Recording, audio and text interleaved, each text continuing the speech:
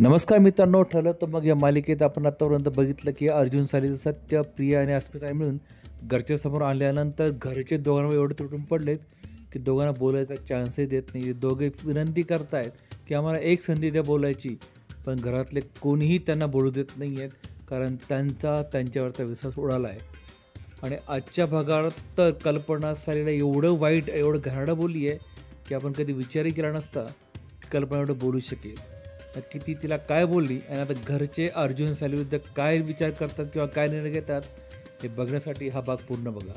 आणि चॅनल नवीन असाल तर चॅनल सबस्क्राईब करा, बेल आयकॉन प्रेस करा, जेणेकरून माझा नवीन व्हिडिओ तुमच्यापर्यंत सगळ्यात पहिल्यांदा पोहोचेल. चला तर मागचा भाग सुरू करूया.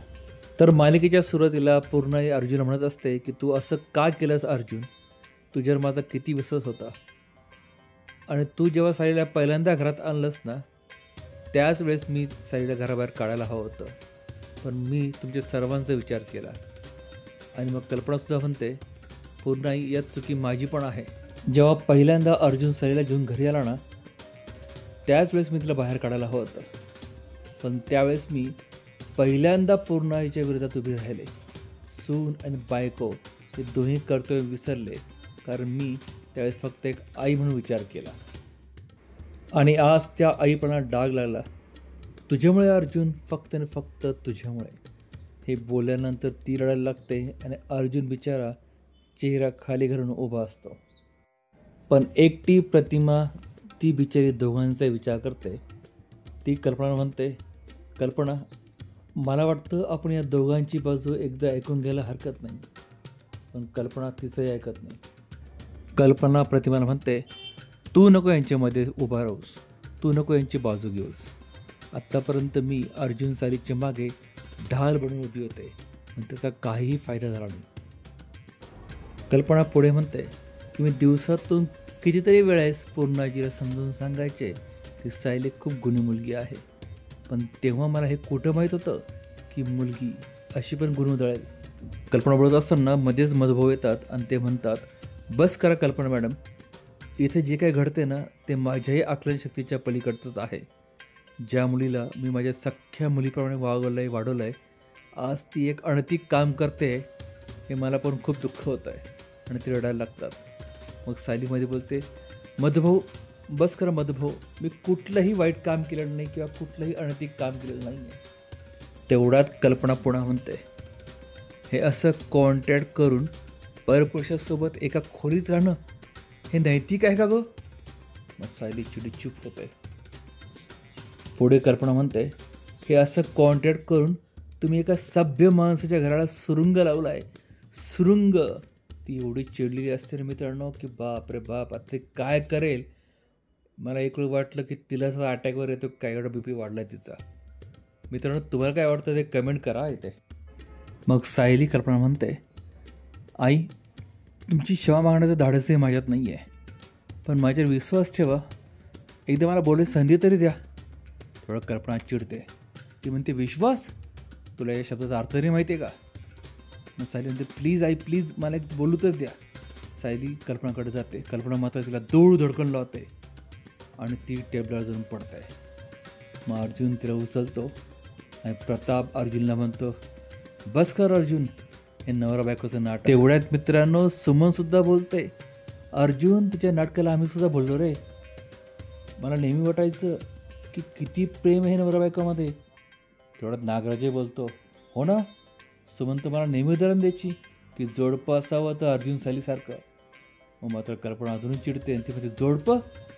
हे साधे खरे नवरा बायको पण नाही आहेत. मग मात्र अर्जुन व्यथित होऊन म्हणतो, आहोत, आम्ही दोघे खरं नवरा बायकोच आहोत. आम्ही देवळात सगळे विधिवत लग्न केलं आहे, आम्ही 7 फेरे घेतले. त्यावेळेस चैतन्य पण होतं आणि कुसुमताई पण होती तिथे. मग कुसुमताईला बघून म्हणतो, कुसुमताई प्लीज तुम्ही ते सांगा ना. मग कुसुमताई म्हणते, हो त्यांनी खरंच विधिवत लग्न केलं आहे.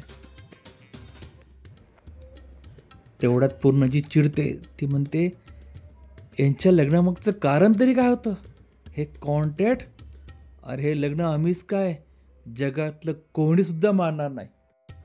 माणुसकी, नाती, प्रेम या सगळ्यांचा विश्वास उडावा ना, असे वागला तुम्ही दोघं. एवढं बोलल्यानंतर पूर्णाजी मात्र खूप रडू लागते.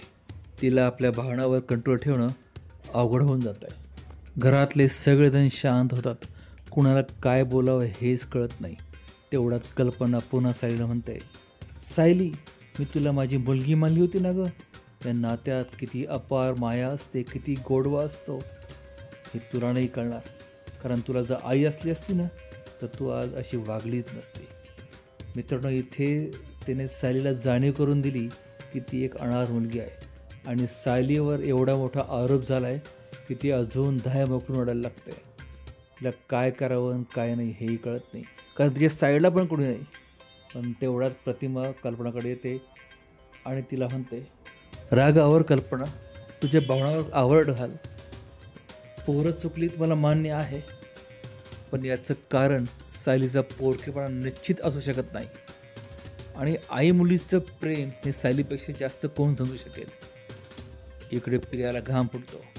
तिला वाटतं जर प्रतिमा अशीच बोलत राहिली तर कल्पनाचा राग शांत होईल आणि असं होऊ शकतं की सायलीला ती पुढे ॲक्सेप्ट करेल.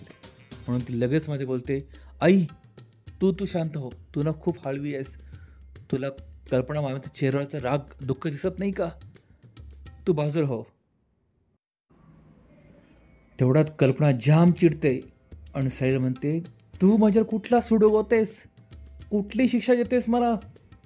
मग अर्जुन तिला म्हणतो, मामा मामा मला बोलू तर दे.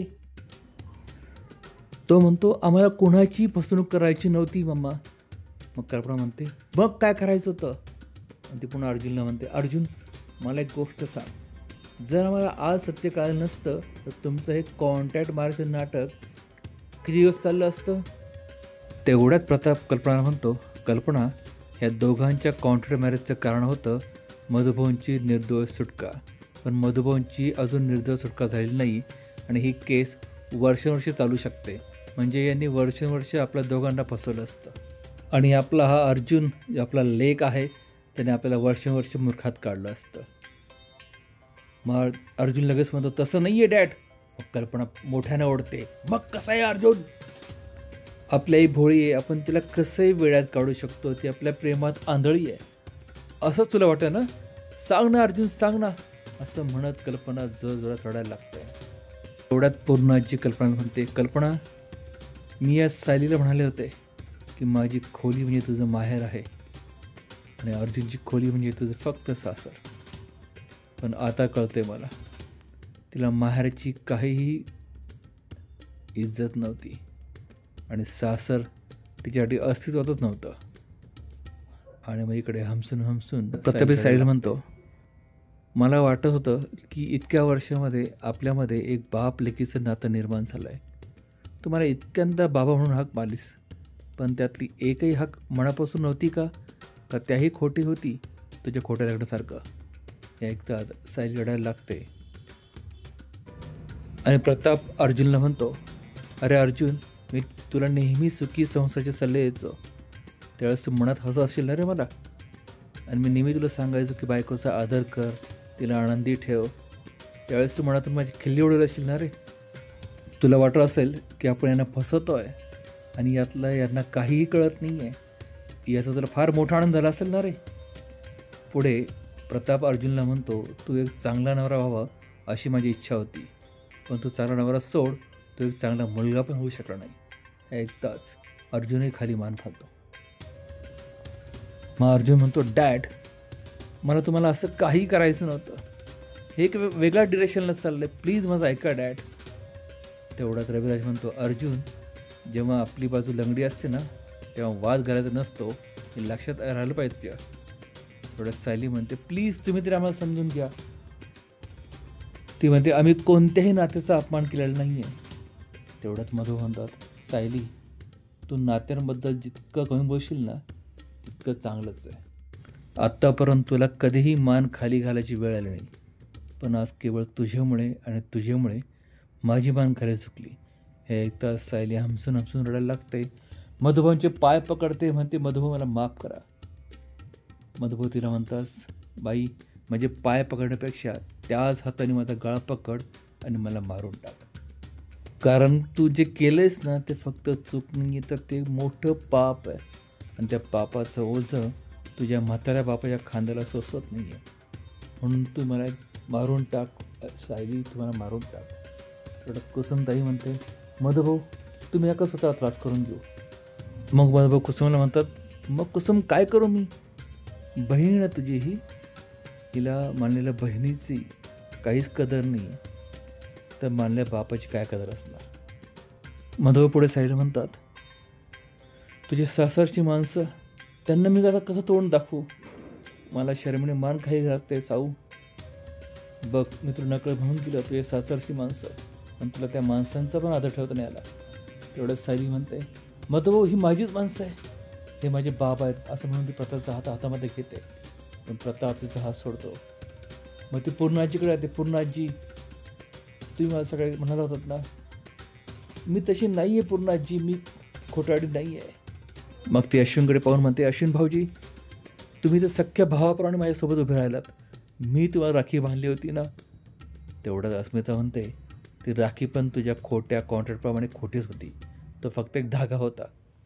अशी म्हणतो, वहिनी मला माफ कर, मला आता काही सुचत नाही आहे, पण सॉरी, इथून पुढे मी तुला वहिनी म्हणेल की नाही हेही मला सांगता येणार नाही. असं म्हणतात ती खूप रडायला लागते. आणि मित्रांनो, इथे अर्जुन सायलीच्या डोळ्यातले अश्रू थांबायचं नाव घेत नाही आहे. बिचारांनी अशी मोठी कोणती चूक केली होती हे त्यांनाही कळत नाही आहे. ते आज प्रपोज करून ते कॉन्ट्रॅक्टमध्ये फाडणार होते, पण तेवढ्याच प्रियाने तिचा डाव खेळला आहे. आता येणाऱ्या भागात बघायला हे मजा येईल की एक अध्याय संपला की आता बरं झालं की एकदाच घरच्यांसमोर सायली अर्जुनचं सत्य आलं आहे. पण आता प्रियाचं काय? प्रतिमाची मेमरी वापस आली, प्रियाचं काय होणार हे बघायला अगदी मजा येईल. तुम्हाला आजचा भाग कसा वाटला मित्रांनो? आजचा भाग आवडला असेल तर लाईक आणि शेअर करा, आणि उद्याच्या भागासाठी चॅनल सबस्क्राईब करून बेल आयकॉन प्रेस करा, जेणेकरून माझा नवीन व्हिडिओ तुमच्यापर्यंत सगळ्यात पहिल्यांदा पोहोचेल. आणि हो, कमेंटही करत जा.